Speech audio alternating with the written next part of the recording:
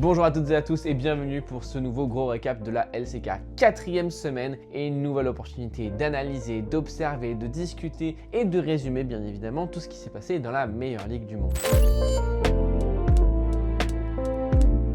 La première journée s'est jouée avec un duel à distance. Les KT Rolster ont affronté les KRX et les HLE qui ont affronté les Nongshim Red Force. Et d'un côté comme de l'autre, on voyait quand même un clair favori se dessiner, mais on a eu quelques petites surprises. En première game du promo BO entre les KRX et les KT, donc on a eu droit à une composition relativement en réception. On a Xin-Zhao, on a Aurora, Nico qui sont des champions qui peuvent s'y engager bien évidemment, mais qui peuvent en particulier réceptionner face à un combo très bursty du côté des KT Rolster sur un top side avec Annie, Panthéon principalement et Jace qui est là en follow-up de damage burst, et du coup on laisse à Aiming la seule responsabilité du DPS late game avec sa Yuumi sur le dos. Et d'ailleurs on verra que Aiming il a eu une grande importance en réalité dans cette game. Dans un early game assez disputé entre les deux équipes, on a quand même eu le droit à un move qui a été très important au début de partie, aux alentours de la 8e minute de jeu. On a une deal qui se fait catch, mais surtout qui du coup rend la situation de wave du côté des KT Rolster extrêmement favorable. Ils peuvent freeze la wave pour la Sivir, ce qui lui permet à ce moment-là d'amasser énormément de ressources et de créer un véritable break dans son 1v1 direct. Parce que sinon le reste de l'early game est assez chaotique en réalité. Alors oui, on a un solo kill de Jace sur la top lane assez tôt dans la partie, mais juste après, aux alentours de la 6e minute de jeu, il se fait réavoir par le jungler. Derrière, on a des grubs qui sont récupérés du côté des KRX après un move sur BDD. BDD d'ailleurs qui se fait un peu permagank. Et derrière, les KRX enchaînent un petit peu. On a un gros move aux alentours de la 15e minute sur le top side qui leur permet d'avoir un milligon de gold qui commence à s'accumuler. Et dans leur entrée dans leur mid-game, les KRX justement arrivent à un peu accélérer. On prend la T1 mid, on arrive à gérer un petit peu aux alentours des dragons, et on a même un teamfight, on arrive à punir très fort sur une tentative aux alentours de la 22e minute du côté des KT Rolster, où on arrive à punir la Sivir, et du coup sans la Sivir, on manque de DPS en réalité pour tomber la composition KRX. Cependant, malheureusement, après cette teamfight, on a un teamfight tout pourri du côté des KRX qui redonne les ressources aux KT Rolster, et peu de temps après, on récupère un Yukal qui était endormi sur une ward, et du coup on a pu globalement terminer la partie, mais heureusement que Aiming était là et qu'il a pu assurer le DPS de fin de game, parce que sans lui, globalement, la game elle était un peu doomed. C'est lui ainsi que sa Yuumi, bien évidemment, un grand respect à Effort qui a bien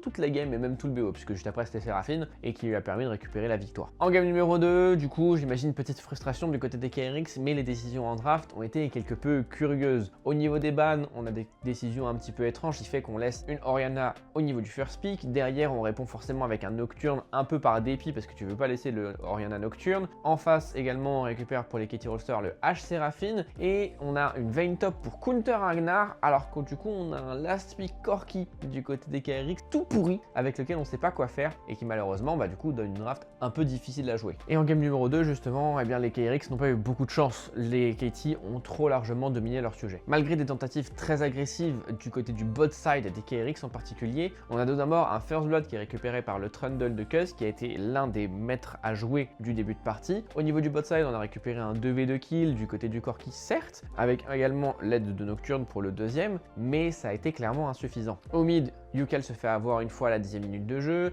ensuite une minute à peu près se fait avoir pour Endil également, qui décidément passait son temps à se faire catch autour de ce BO, et globalement le break est fait aux alentours de la 16e minute de jeu avec un énorme teamfight pour KT Rolster qui permet globalement de sweep la game sans trop se poser de questions par la suite. 2-0, deuxième game en 24 minutes de jeu, KT assure le job. Le deuxième BO s'est joué entre les HLE et les Nongshim Red Force, et c'est un match qui est malgré tout assez attendu. Les HLE continuent un petit peu leur course en tête à distance face à KT Rolster, et les Nongshim Red Force qui, eux, malheureusement, n'arrivent toujours pas à accrocher les équipes de haut de tableau. Ils ont réussi à battre Damwon très rapidement dans la saison, mais les Damwon n'étaient pas tout à fait prêts comparé à ce qu'ils le sont maintenant. Et par contre, les Nongshim, eux, assurent le taf face aux équipes de bas de tableau également. C'est vraiment un middle pack très clair pour les Nongshim Red Force. En première game de ce BO, on a eu le droit à globalement un handshake dopé. Jarvan first pick d'un côté, pour aller chercher Karma de l'autre. On a quand même accepté le match-up Jace face à Yorick pour Zeus, qui on sait a tendance à plutôt bien gérer ses match-ups. Et pour le coup, on a eu un early game de Kanavi qui a été assez intéressant. Il a réussi très rapidement à mettre de la pression via le bot side, il saute un camp, change un petit peu, vous le savez, la tempo jungle qui est communément admise, et permet de récupérer un first blood assez rapidement. Et peu de temps après, alors qu'on avait justement eu un beau move de la part des Nongshim Red Force, on se commit complètement sur une invade incompréhensible, ce qui permet finalement au HLE de faire le break. près de 2000 gold d'avance. Et ce, à 10 minutes de jeu. Les Nongshim continuent d'essayer d'appuyer au niveau du topside, mais la polarisation de les games est très claire, les HLE eux, enchaînent au bot et le snowball est beaucoup plus efficace via le bot side en réalité. Souvent, dans les games, lorsque tu ganks au top, à moins d'avoir vraiment une énorme situation de carry, bah tu le fais ça un peu par dépit. Et alors que justement, les Nongshim continuaient d'essayer d'appuyer sur le topside, au bout d'un moment, il y a un dive qui ne passe pas. On avait full commit du côté des Nongshim Red Force et les HLE cette fois-ci étaient prêts et permettent de récupérer le kill et permettent de faire la différence. Ensuite on enchaîne au niveau des dragons et le mid-game est globalement très dominé par les Hanwha Life qui semblent inarrêtables et le scaling de la game est arrivé très progressivement. On n'a pas mis beaucoup de pression pour accélérer la game du côté des Hanwha Life. On se sentait en confiance dans le scaling et on a pu tranquillement récupérer la victoire. 27 minutes Nashor, 28e minute de jeu, dernier teamfight au niveau de la fin de partie. Au mid, bien évidemment, et puis on récupère le premier Nexus. En draft numéro 2, on a essayé de punir avec des power picks, du côté des HLE principalement. On a un Ziggs mid pour essayer de déranger un Azir, on a une Anivia top pour essayer de punir un Gnar. Cependant, c'est cette Poppy jungle qui a concentré un petit peu tous les efforts du côté des Nongshim Red Force, et de fait, Sponge a été l'élément central de cette partie. Il a littéralement fait la pluie et le beau temps en early game, il a récupéré énormément de ressources. Au top, il vient punir un Zeus qui était allé récupérer son propre solo bolo. Au niveau du mid, il fait un tampon, alors certes un peu litigieux après l'avare sur le mur du Azir, mais kill quand même. Il récupère encore un nouveau kill sur une invade un peu litigieuse de Kanavi, et même au niveau du bot side, il a son impact. Bref, il finit à 4-0 très tôt dans la partie. On reste même sur une game assez disputée, et ce même Sponge a failli d'ailleurs trolloler la game pour son équipe parce qu'il se réavance au mid aux alentours de la 18e minute de jeu, alors que justement on cherchait à reculer du côté des Hanwha, et lui il avait l'information qu'on n'était pas tout à fait parti, donc il se fait un peu absorber, et derrière bah il se fait catch, et avec lui ses coéquipiers, et du coup ça relance un petit peu la game. Ce même Sponge qui du coup à la 23e minute se fait catch un petit peu tout seul, et qui du coup permet d'open le Baron Nashor du côté des HLE. Heureusement on trouve un giga teamfight avec un Kingen extrêmement fort qui permet de récupérer l'avantage. Ça shutdown le Baron powerplay, ça permet de récupérer la Soul des océans pour les Nongshim, et globalement à partir de là on n'a plus trop été en danger en fait. Bien qu'on ait eu quelques petits trucs un petit peu curieux, un fight à la 38e minute de jeu où on a un Zeka qui proto-belt in sur une Nami sans trop de raison, et un destin tempéré de Bard sur le dragon ancestral qui fait un petit peu peur parce qu'il a quand même bien zoné, mais on a quand même réussi à contrôler la fin de game et récupérer une égalisation et un 1 dans ce BO qui s'est avéré finalement assez serré. En game numéro 3, on avait une draft absolument all-in. Un seul objectif, abattre Gumayusi du côté des Nongshim Red Force. On a Wukong, on a Akali, on a Ambessa, on veut tout aller de l'avant, on veut pas le laisser survivre un seul instant. Pour les HLE, on a au contraire une composition un petit peu hybride justement, avec un peu de all-in, Rek'Sai particulièrement, Nocturne, Ahri, et on a un peu de réception avec la Xayah bien évidemment, qui on la connaît hein, avec l'ultimate permet de s'envoler et de tanker le all-in adverse. Une game numéro 3 qui aura été assez disputée au final, avec dans un premier temps un gros move avec la Ahri de Zeka qui est du bot side. On a également trouvé un dive du côté de Kanavi au top, ce qui permet de lancer l'avantage et le snowball pour les Hanwha Life. Cependant, cet avantage est très vite modéré par le fait qu'il y a eu un énorme pugilat à la 11e minute de jeu qui se solde en un 3 pour 3, et c'est surtout le problème, c'est que la Akali a récupéré des ressources, ce qui l'a rendue globalement dangereuse tout au long de la game. Cette même Akali récupère quelques instants plus tard le shutdown sur la Ahri de Zeka, et du coup va devenir un véritable poison à gérer sur un Gumayusi qui globalement est la cible principale des Nongshim comme je l'ai évoqué tout à l'heure. Le duo mid-jungle du côté des Nongshim récupère énormément de ressources et permet de lancer un snowball en leur faveur avec une récupération des tourelles, une récupération des objectifs neutres. Cependant, par deux fois, les HLE trouvent des fights absolument scandaleux, dont un à la 19e minute de jeu et sur un all-in absolument scandaleux. En fait, on arrive complètement à prendre les Nongshim de court en ayant réussi à les avoir sur une tentative d'engage via la mid lane.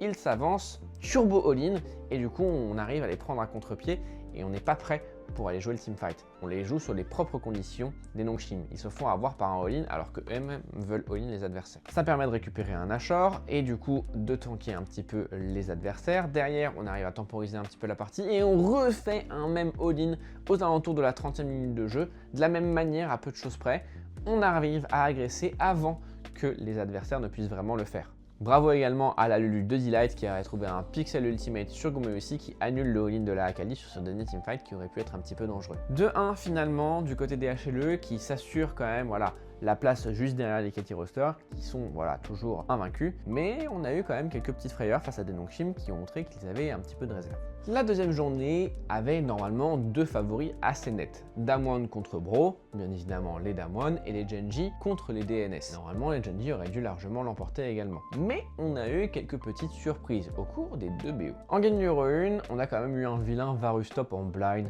du côté des Damwon qui a naturellement été puni par un Anivia et qui a été d'ailleurs un énorme point d'appui pour les Bros. De l'autre côté, mid-jungle très solide, on a Lucid sur son Lee Sin, on a Showmaker qui est sur une Annie, donc vraiment très explosif. En face, le duo mid-jungle, Panthéon Aurora, Exposy, on est vraiment sur deux équipes qui veulent se tabasser. Au niveau du bot side, on essaie de répondre au push par le push avec un Ezreal, avec une Nico. Et finalement, Damwon, qui normalement aurait dû assez largement dominer son sujet, eh bien c'est quand même fait pas mal chahuter en early game. Tout particulièrement avec un point d'appui topside, on veut exploser le Varus de Siwu. Et c'est mérité, globalement, tu prends un Varus blind pick top, il faut bien te punir. A l'inverse, on a quand même eu un jungle support qui a fait une belle différence pour les Damwon et qui a permis ensuite de tenir la game, en particulier en trouvant des catchs sur un Namgung qui sur sa Nico, malheureusement, était pas tout à fait au niveau. Il se fait avoir sur des timings de prise de vision, sur des timings pré-objectifs, ce qui permet aux Damwon finalement de garder la tête hors de l'eau grâce à ses ressources. Parce qu'en face, les Bros, eux, ils enchaînaient pas mal. Ils avaient récupéré 3 dragons déjà et on aurait presque pu se dire que la condition de victoire allait pu être activée.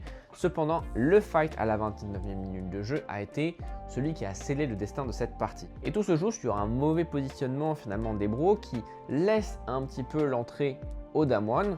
Derrière, on arrive d'une part pour Lucid à smite le dragon.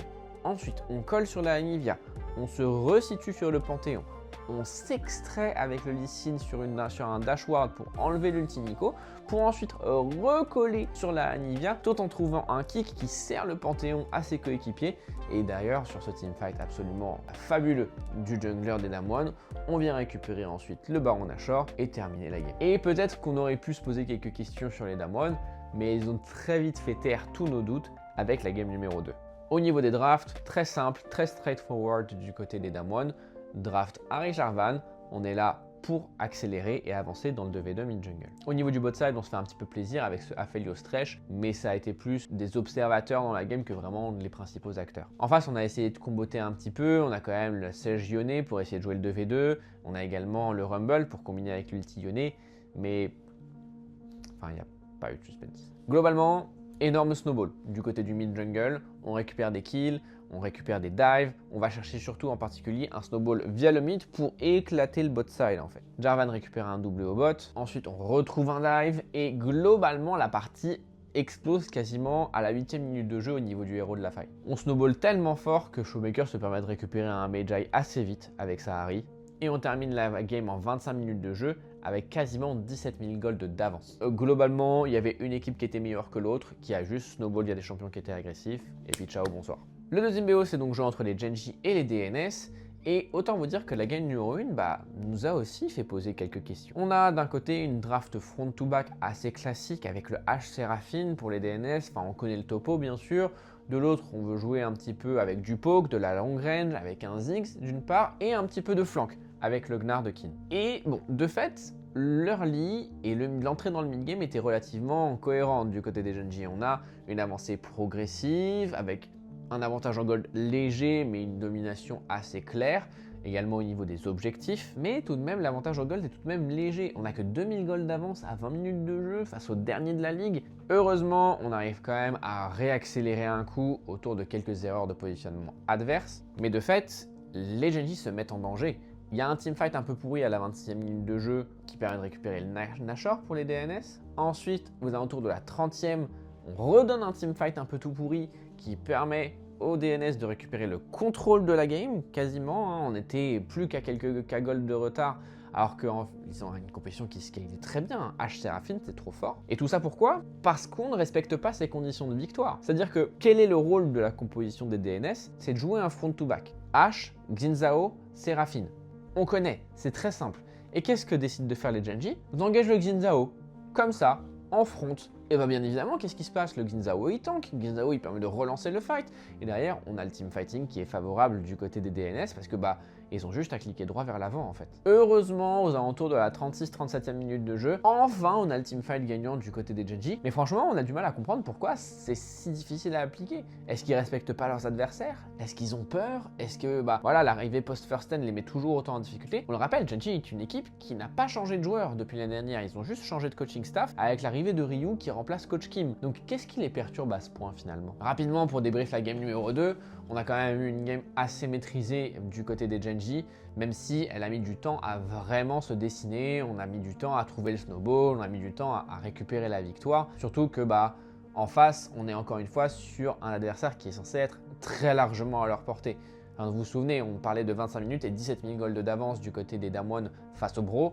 Là, on s'attendait à mieux encore face au DNS. Mais Gen.G, c'est un petit peu plus dur, c'est un peu plus lent, maîtrisé peut-être, mais pas forcément aussi assuré. 2-0 donc tout de même, mais quelques petites questions en suspens. Pour les Gen.G bien sûr. Au cours de cette troisième journée, on a de nouveau assisté à ce duel à distance entre les KT et les HLE. Les KT ont affronté au cours du premier BO les Firex et il faut le dire, les Firex n'ont pas complètement démérité au cours de ce BO. Dans une composition qui doit snowball du côté des KT avec Jhin, Karma, Trundle, des choses qui doivent accélérer. On a également un BDD qui est là pour un petit peu assurer le coup, mais il se retrouve relativement en short range face à la composition des Firex qui joue au contraire une composition qui scale, qui a beaucoup plus de range. On a Anivia, on a Caitlyn, et très vite ça peut être difficile si on n'arrive pas à assurer le snowball. Cependant, première anomalie à noter, vous connaissez le match-up Anivia face à Ryze, normalement Anivia récupère assez largement la priorité, mais bon, BDD, le meilleur joueur du monde, on a décidé autrement. Cependant, et ça a été un gros problème pour les KT Rolster, c'est que leur snowball a été relativement misérable. On n'arrive pas à très bien gérer les situations pour des plaques, pour aller chercher des dives, en même temps on manque un petit peu de range. Heureusement on récupère les premiers dragons, ce qui leur assure un petit peu une condition de victoire, sauf qu'on n'a pas la patate pour jouer le Nash en réalité.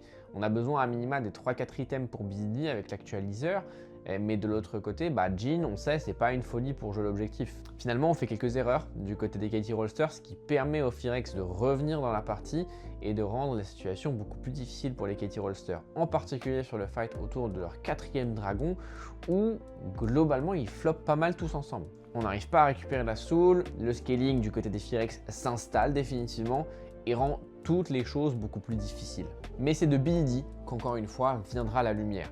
Ce joueur est tout simplement trop fort. La situation désespérée dans laquelle se trouvait dans son équipe, il n'en avait cure. Il arrive à trouver les fights, il les prend en flank, il arrive à gérer au niveau du dragon, il arrive à gérer avec son portail transdimensionnel, il arrive derrière au niveau du Baron Nashor, en flank, à faire le DPS avant de mourir pour lancer le teamfight pour ses coéquipiers et qui permettent de clean up. Enfin vraiment, même sur le teamfight de toute fin de partie qui doit leur permettre d'assurer la victoire, c'est lui qui va chercher le portail transdimensionnel pour catch la Anivia pour pouvoir ensuite récupérer la victoire. Ce joueur a littéralement tout fait. Et en game numéro 2, il n'y avait rien à redire également. Alors, rien à redire, j'exagère un petit peu.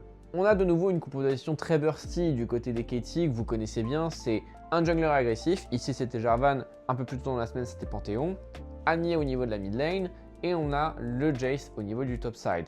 Encore une fois, ce fameux Sivir Yuumi qu'ils affectionnent particulièrement. En face, les Firex ont tenté une composition long range, poke pour essayer d'éloigner leurs adversaires avec du Ezreal, avec également ce Hui, mais ça n'a pas été suffisant. D'autant plus que cette game partait pour être un giga stomp en réalité. On a énormément de kills très tôt dans la partie en faveur des KT Rolster. Déjà à la mid lane, c'est double solo kill pour BDD. Ensuite, c'est au niveau du bot side, on a une tentative d'agression du côté des Firex qui se solde finalement par un triple kill pour la Honey. Oui, c'est ce que c'est bon pour vous. Cependant, on a eu quelques plays par-ci par-là où on se fait catch du côté de BDD, du côté de Cust particulièrement. Et il y a un joueur qui est particulièrement en tire profit, c'est Raptor sur son Lee Sin qui récolte les shutdowns comme des cadeaux de Noël. Et alors que justement avec ce Lee Sin, il essayait de se dépatouiller un petit peu de la merde qu'il y avait un petit peu partout sur la carte, on arrive quand même finalement à récupérer un Nashor du côté des Firex. Mais malheureusement, le fight qui a été en sortie, c'est très mal terminé. On s'est fait vraiment chasser comme des lapins via le topside du côté des KT Rolster qui bloquait un petit peu les Firex vers la mid lane et derrière on referme le piège avec une téléportation de BDD. Oui, encore lui, il est partout et vient refermer le piège sur les adversaires et permet de récupérer un 2-0 et bien intéressant pour les Katie Rollsters, mais qui se sont quand même fait un petit peu peur en game numéro 1. Heureusement qu'ils ont actuellement le meilleur joueur du monde de leur côté. Le HLE versus KRX, lui aussi il a été un petit peu bizarre, en particulier en première game.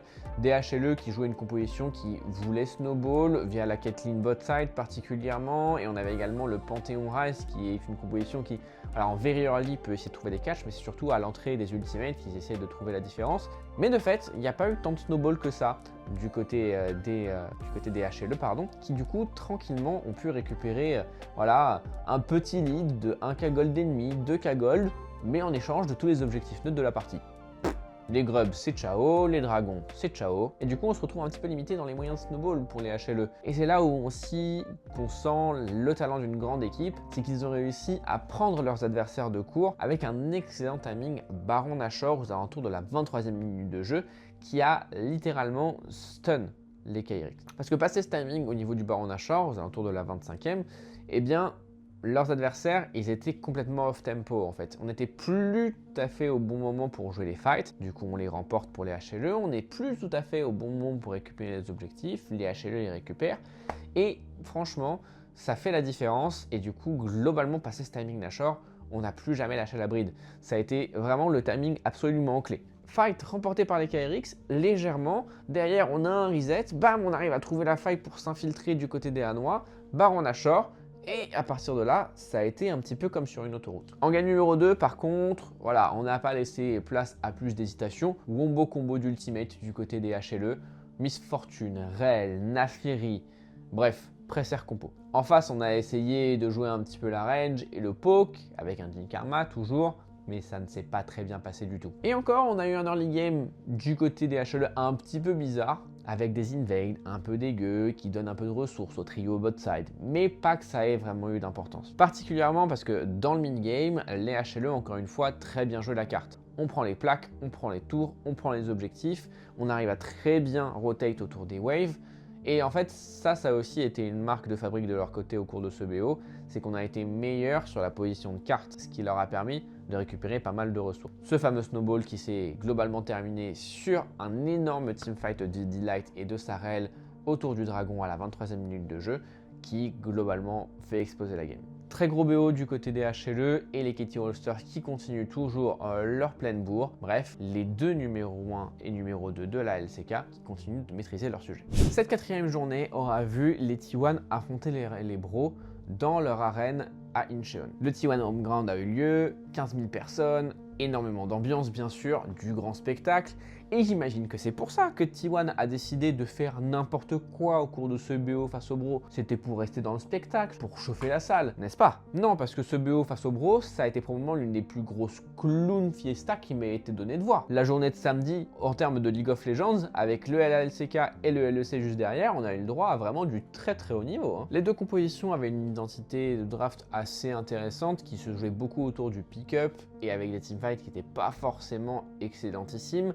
Mais du coup, d'un côté, on a Jhin Nocturne, avec de l'autre côté, on a également cette Akali, on a également la Aurora, le face au Renekton. On veut vraiment jouer des skirmishes assez rapides. Mais lorsque tes joueurs ne veulent pas très bien jouer, ça ne peut pas forcément bien s'arranger. Doran récupère 2 solo kills, ok, grand respect à toi, mais Faker se fait également solo kill en boucle. Grand respect à Roamer. Le match-up à Akali face à Azir, il est favorable à Akali, mais il a très bien joué et il faut le dire, Faker se trouve, il fait des partitions impériales complètement gaze. Et il faut le dire, au cours de cette game, il a eu le record du plus grand nombre de morts sur une seule game. C'est peu, entre guillemets, c'est 9, mais c'est quand même son record. Heureusement, on a quand même quelques catchs qui permettent à T1 de garder le lead, jusqu'à un fight disputé à la 23e minute de jeu, qui est extrêmement compliqué et qui donne un 3 pour 3. Cependant, c'est la minute d'après, avec un teamfight au mid pour les bros, où on arrive enfin à définitivement verrouiller le comeback. On prend un 1 pour 3 et qui permet ensuite de déverrouiller un lead. Ce qui est particulièrement important, c'est qu'au cours de ce teamfight, on a su très bien gérer la position de flank du côté des bros pour éviter un front-to-back qui était un petit peu plus favorable au T1 et qui justement leur permet de récupérer ce très bon teamfight. Les minutes qui suivent, avec quelques escarmouches par-ci par-là, sont quand même favorables aux bros qui verrouillent en plus de ça leur soul. Heureusement que pour Honor, à la 31e minute de jeu, on arrive à steal le Nashor, parce que globalement, sinon c'était game. Aux alentours de la 40e minute de jeu, on a également un très bon teamfight qui est trouvé, où Pace fait un DPS de zinzin, et où heureusement on arrive à catch Teddy très rapidement avec un move et un all-in de la part de la Nico, qui permet de verrouiller la position du Ezreal. Heureusement, parce que sans lui, c'était déjà close, mais s'il avait été là, on aurait complètement perdu le fight pour les T1. Quelques minutes plus tard, on a les bros qui tentent un end, qui est très bien défendu par un Doran qui a justement trouvé 2 kills et qui permet de repousser les bros.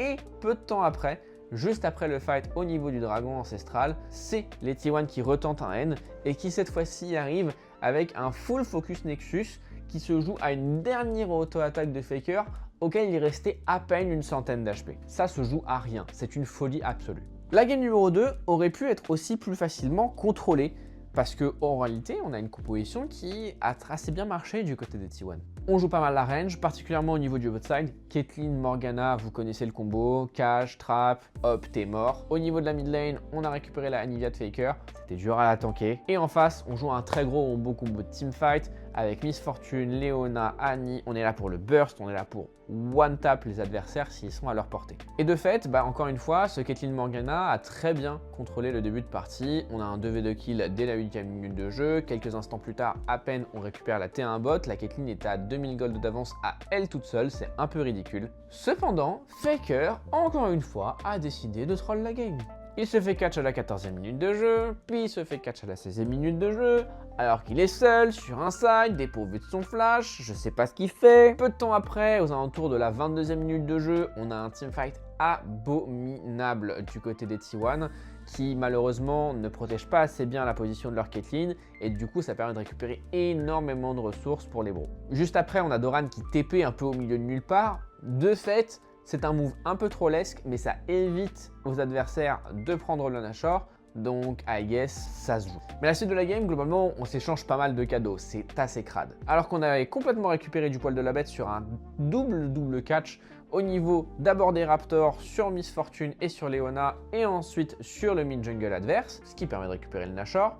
On décide, dans la grande générosité des T1 qui voulaient absolument féliciter leur public pour leur présence au Incheon, eh bien on se s'empale dans la jungle adverse tout simplement, et du coup on redonne au gros une opportunité de revenir dans la game. Casting qui bosse extrêmement bien avec son Rumble permet de verrouiller un teamfight qui permet de déverrouiller complètement le comeback des bros aux alentours de la 32e minute de jeu, ce qui les lance sur un Nashor. Heureusement, on a un fight de fin, on arrive à catch sur un mur incroyable de Faker, probablement le seul, où il arrive à catch un Teddy qui avait son flash, qui se fait surprendre et qui permet de déverrouiller la victoire, avec également un Pace qui a eu un DPS de folie et qui a pu terminer globalement la game, je crois, avec 63k damage en 40 minutes de jeu. Mais en tout cas, un cinéma absolu et franchement, faut faire mieux quoi. Le deuxième BO s'est joué entre les Damwon et les Soupers qui du coup, voilà, avaient un net favori. Les Soupers, c'est toujours en dessous, Damwon, c'est toujours au-dessus. Et pour le coup, les Damwon ont assez bien assuré leur statut. Au niveau des drafts, on a ce fameux Twisted Fate qui commence à revenir un petit peu et qui est particulièrement apprécié du côté des Damwon. C'est pas la première fois qu'ils le jouent, en combinaison avec le Panthéon. Beaucoup de mouvements sur la carte, de la priorité, des golds, on connaît le principe de Twisted Fate. Showmaker a un skin dessus, c'est pas pour rien. En face, la composition n'était pas non plus hyper dégueu, on récupère une Orianna First Pick en combinaison avec un Lee Sin du côté des DNS, mais globalement la game elle allait trop vite pour eux. Globalement, qu'est-ce qui s'est passé? On a une priorité au niveau du bot side via Karma, derrière on a des engages de Twisted Fate et de Panthéon qui viennent être verrouillés au niveau du bot side, puis ensuite c'est également au niveau de la mid lane où les moves s'enchaînent sur la Orianna, dès lors même qu'elle avait un flash, qu'importe, on a un flash in, gold card, derrière on a le météore, et malheureusement, on ne peut pas faire grand-chose. De fait, cette game accélère extrêmement rapidement en faveur des Damwon. Il n'y a pas grand-chose à débrief, mis à part qu'il y a eu quelques catchs qui ont été trouvés du côté des DNS qui ont un peu ralenti le snowball, mais malgré tout, on a tranquillement pu récupérer la victoire. En game numéro 2, au niveau des drafts, on a un First Pick Rumble qui est récupéré du côté des Damwon, qui est du coup remboursé globalement par un Ezreal Nico qui a mis beaucoup de pression au niveau du bot side. On a quand même eu le droit à un wombo combo avec Sejuani, Yone et Rumble, qui du coup aura eu son importance parce que c'est lui qui a globalement scellé le destin de la partie. On a une grosse prio au niveau du bot side pour le Ezreal Nico qui permet de récupérer les 2 premiers dragons de la partie pour les DNS, ce qui enclenche un snowball assez favorable du côté de Dogdam qui avait beaucoup de gold dans la poche. il était vraiment en train de tenir la game quasiment à lui tout seul pour son équipe. Cependant, c'est au niveau du 3e dragon que tout part un petit peu en C, c'est-à-dire que on avait les Damwon qui étaient bien positionnés cette fois-ci, qui ont joué autour de leur Power Spike et qui ont fait un teamfight de zinzin autour du combo que je vous ai évoqué juste tout à l'heure. Ulti Rumble, Ulti Yone, Ulti Sejuani et Lucid qui a fait un travail de fou. Ça va globalement chill jusqu'à la 25e minute de jeu avec un teamfight autour de Nashor tenté par DNS qui malheureusement n'avait plus de solution. En réalité, il devait absolument essayer de jouer l'objectif. Malheureusement, ça passe pas. Et passé ce timing là, le break est complètement fait pour les Damwon qui récupèrent une victoire assez rapidement. 2-0 donc du côté des Damwon qui continuent de mettre un petit peu de rythme. Cette dernière journée aura été tout de même assez expéditive. Mis à part quelques surprises lors du premier BO qui s'est joué finalement entre les T1 et les Firex, toujours à la Incheon Inspire Arena, eh bien on a eu le droit finalement à une première game absolument démentielle. Encore une fois menée par un Keria qui a été absolument légendaire, avec un Alistar, de l'autre côté on avait un Xin Zhao pour Honor et le Jhin de FaZe. On a une composition qui s'est globalement juste jouée autour de ces 3 champions. On notera tout de même une Orianna pour Faker qui a été répondue timidement par un Nocturne Ezreal et Aurelion Sol du côté des Firex, mais qui n'ont eu absolument aucun impact. Très rapidement, c'est au niveau du bot side, bien évidemment que ça s'est joué, et là où on se posait des questions un petit peu pour essayer de jouer ce 2v2, Keria y a répondu. Lui-même qui a répondu peu de temps après à l'interview puisqu'il a récupéré le MVP, qu'il avait récupéré Alistar pour, je cite, jouer l'early game face à la duo lane adverse, Ezreal Nico, on le rappelle, comment lui donner tort? C'est lui qui a explosé le 2v2. Tous les joueurs Firex se sont fait pick-up les uns après les autres. Il n'y avait pas de counterplay. La game est allée trop vite pour tout le monde. On a quand même Faker qui prend quelques foudres de la part de l'ultimate de Raptor sur son Nocturne. Bon, malheureusement, il n'a pas forcément de miracle à proposer là-dessus.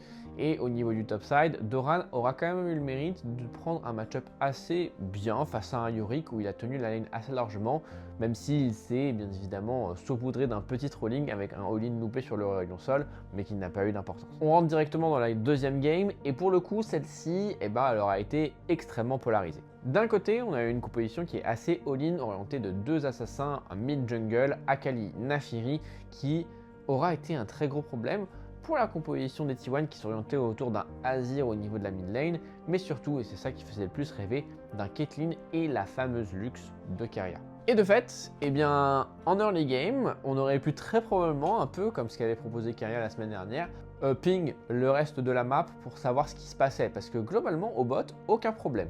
On récupère des kills, on a les caches de Keria, on a le poke, on récupère des ressources, la Caitlyn est très bien lancée grâce à sa Lux. Cependant, à la top lane, Doran se fait solo kill dans le match-up Rumble face à K'Sante, puis se fait gank. Azir se fait solo kill par la Akali de son adversaire du jour, Daystar, qui le fait 2 ou 3 fois. Derrière, on fait un move un peu pourri au niveau de la botlane, ce qui donne d'autant plus de ressources aux adversaires. C'est aux alentours de la 13e minute de jeu.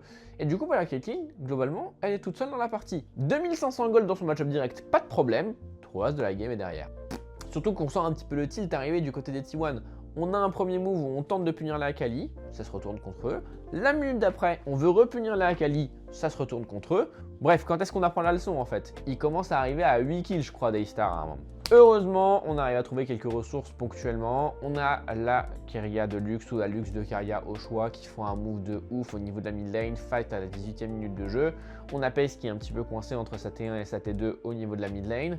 On a le flank de Daystar, bien évidemment, il peut se le permettre, il est fait comme un cochon, donc on est obligé de le protéger. Keria qui trouve une cage mid-air sur le all-in de la Akali qui permet de récupérer le shutdown pour la Caitlyn. Derrière, on s'empale un petit peu sur le fight, certes, mais on arrive à trouver une superbe cage flashée sur 2 joueurs pour Keria.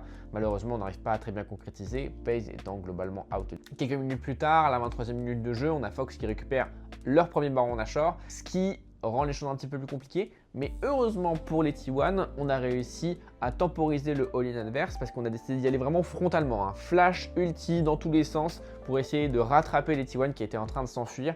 Et on a eu un Honor qui a fait un play de fou, on arrive à cancel la Naafiri, on arrive à cancel l'engage de la Akali également grâce à son ultimate, ce qui permet à ses carries d'être protégés, de renverser le teamfight et de trouver un ace pour pouvoir récupérer enfin quelques ressources. Cependant, si c'était si facile, on n'en parlerait pas comme ça. Et on se retrouve de nouveau à troller un petit peu aux alentours de la 29e minute de jeu cette fois-ci. Alors, La pace, il était ultra fight sur Caitlyn, il avait son GA, et je pense que le call c'était globalement de fight un petit peu tout ce qui bougeait, sauf qu'on n'était pas tout à fait rassemblés du côté des T1, donc il se fait catch un petit peu hors de position, ils étaient en 3v4 ou 3v5 à ce moment-là, et du coup malheureusement, ça réoffre un Nashor aux Phyrex qui se disent qu'ils ont enfin un bon shot pour terminer la partie. Cependant, on a toujours toute confiance dans cette Caitlyn, et à raison, parce que via le topside, on trouve un catch sur le K'Sante du côté des T1, ce qui leur permet de ralentir le bord en powerplay adverse, de jouer beaucoup autour du siège, ce qu'ils faisaient très bien au cours de leur composition, au cours de leur game, et ils essayent même de end la game.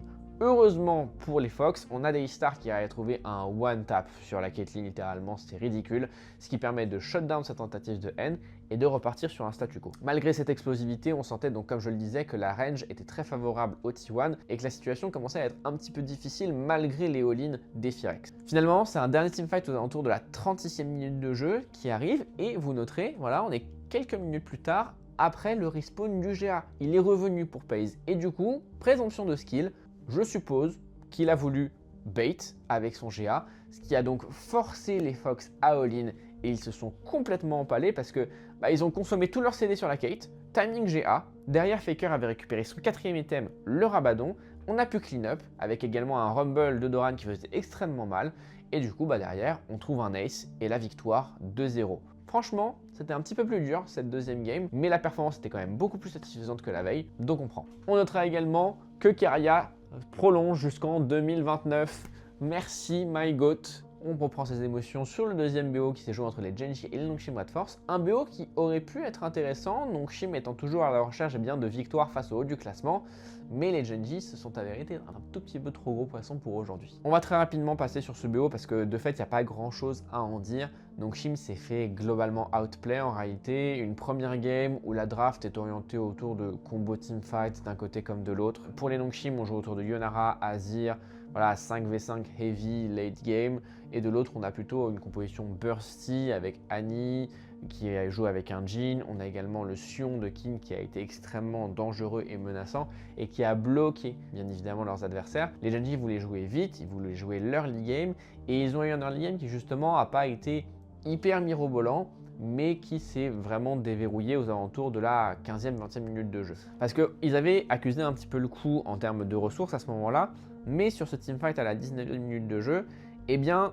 tout simplement, Genji joue mieux le fight. On a un all-in de Kin qui est là, extrêmement tanky avec son Sion. On arrive à se repositionner avec une floraison mortelle de zinzin de la part du Jhin de rouleur qui arrive à sniper la Yunara. Et globalement, à partir de là, on bloque complètement les adversaires. Quelques instants plus tard, à peine, on arrive à trouver un catch au niveau du top side parce qu'on a voulu jouer un petit peu trop vite du côté des Nongshim Red Force. Et juste après, on trouve un nouveau catch sur Sponge qui était un tout petit peu out of pause, qui était en train de reset, qui meurt, qui offre le Nashor au Genji, qui a à ce moment-là, donc globalement, plus jamais perdu le contrôle. On avait une composition qui snowballait fort de base, et avec ce Baron Nashor, on explose la partie et on termine la game aux alentours de la 30e minute de jeu sans que les Nongshim n'aient pu faire quoi que ce soit de plus. En game numéro 2, on a eu le droit à une confrontation de deux équipes qui cherchaient à jouer la range et le déplacement sur la carte. Sauf que les armes des Genji, dans ce rôle-là, étaient plus fortes. On joue quand même Twisted Fate top, Mel au niveau de la mid lane, on a Caitlyn au niveau du bot side, accompagné d'une Karma. Donc forcément, on a beaucoup de mouvements, beaucoup de edge en réalité. Et cette game numéro 2, eh bien pareil, il n'y a pas grand chose à en débrief. Les Genji ont écrasé leurs adversaires via justement la range en permanence. On a eu quelques catchs par-ci par-là, un first blood aux alentours de la 13e minute de jeu.